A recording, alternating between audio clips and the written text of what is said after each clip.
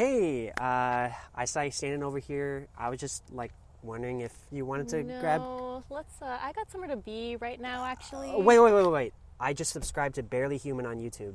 Barely human. Oh my god. All of a sudden, you're just so handsome and interesting. Something I've always tried to keep in mind as I grow up is something my grandpa used to tell me, which is to always judge a book by its cover.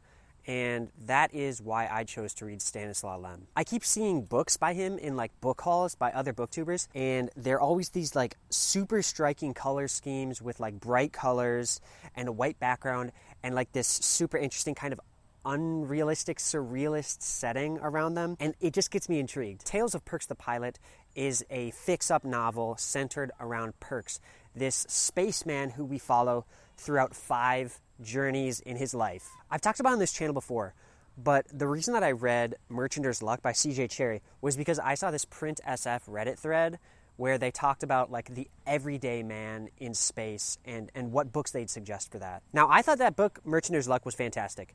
But if I was looking back at that thread nowadays, I would absolutely have instead recommended this book, because this is the closest to the blue-collar, every person in space type book that I've ever read. All right, so to give you a good feel of the book, I want to walk you through the 5 stories and kind of go one by one and give a little spoiler-free talk on it, as well as give it a letter grade. The first story in the book is The Test, which takes place early on in Pirx's career when he's just still a cadet. And it follows him on his first test flight in flight school, where he deals with this comedy of errors. There's this fly that gets loose in his cockpit, a bunch of little mistakes that he makes along the way, etc. This one gets a C from me. I mean, it's cute and it's quaint, but it just wasn't super interesting to me. And it did something that really annoys me in science fiction that I think I actually talked about in The Star's My Destination, my last review that I did by Alfred Bester. And it relies too much on really specific action. It'll be oh, and then Pirx grabbed the lever to the left of the wheel and pressed it counterclockwise, increasing the yaw and sending him 45 degrees afterward.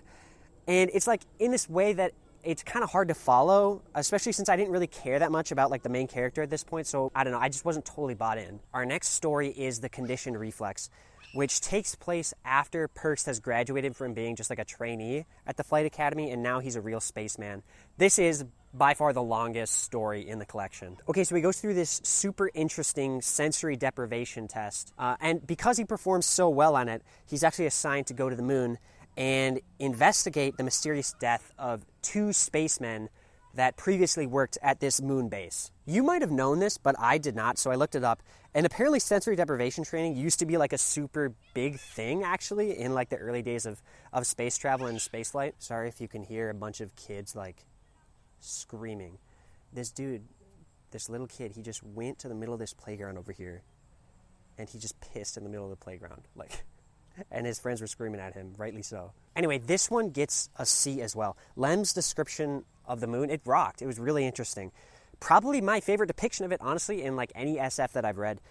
There's this really cool dichotomy of the bustling spaceport that they go to on the moon and the desolate station that the majority of this story takes place on. But a few things brought the grade down for me. First, the point of the story is what happens on the moon base, but the first third of the story has in reality nothing to do with it, and that was my favorite part of the story too. So it's what the heck. It really lacked focus, in my opinion, which is super weird for a short story, because it's that's when it's supposed to be concise and to the point and kind of cut out all the fluff. Then, as I said, this story is a mystery, right?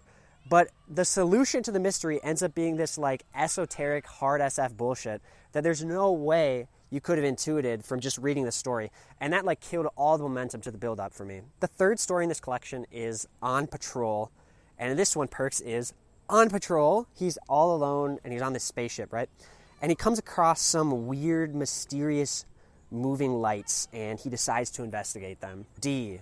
Like the last story, this one had good writing, and the more I read Pirx, the more I like him, but it was super boring, and the mystery had this unsatisfying technical payoff that I honestly guessed right away, and I swear I never do that. Next is the Albatross, which is the shortest story in the collection.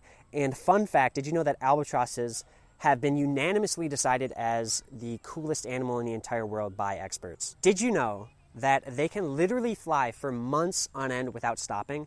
And they've got this tendon, right, this special tendon so that they can lock their wings in place while they're flying, so they can like sleep while they're flying. And also their brain, it like is kind of split in half, so that half their brain can be sleeping while they're flying and the other half is like focusing on, you know, keeping them aloft. It's just so insane. Like being an albatross, it would be so sick. Anyway, the Albatross is about an adventure that Pirx has going on this thing called a flight cruise as a little vacation.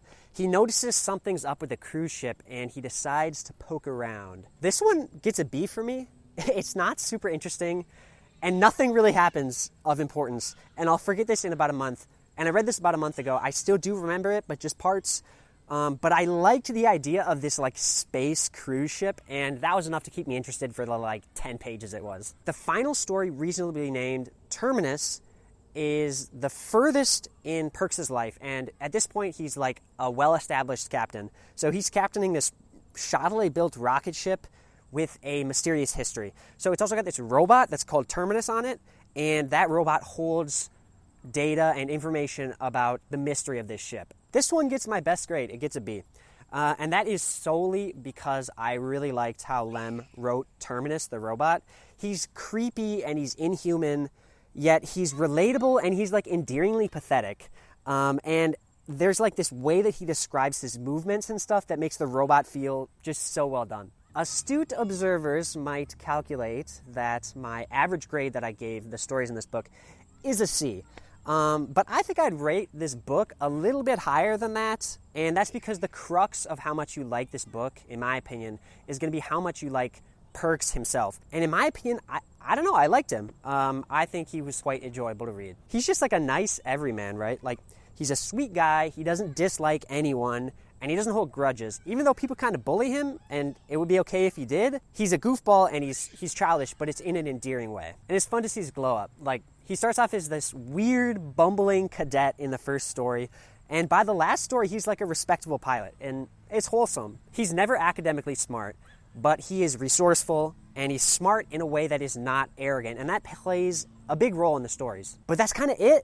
I mean, in a book that's just centered around this one dude the whole time, I would have hoped for a little bit more of a dynamic character, but we just don't get that. He can be fully described in like one sentence. You can say he's a bumbling, immature but relatable man that is amicable but nothing special. I honestly did not really like this book. I think that to enjoy this book, you gotta come in with the right attitude, and I did not. Okay, to me, if a book does not give you a ton to think about, it's gotta be damn fun to read. And this one, it didn't give you like anything to think about, and it was just kind of meh to read. Each story is super low stakes, like Saturday morning with your coffee type read. Nothing too gripping, and the writing is fine, and the characters good enough, but there's just nothing to write home about. It's a book for if you want a bit more of a chill experience. Like if the last book you read was like the Book of the New Sun, and before that you read the Bible, and you need something that's like a little bit chiller of a read. You can't read a book like that every week, even if they do stretch your mind quite a bit. Sometimes when you read, you just gotta mix in a few Tales of Pirx the Pilot. Thanks for watching.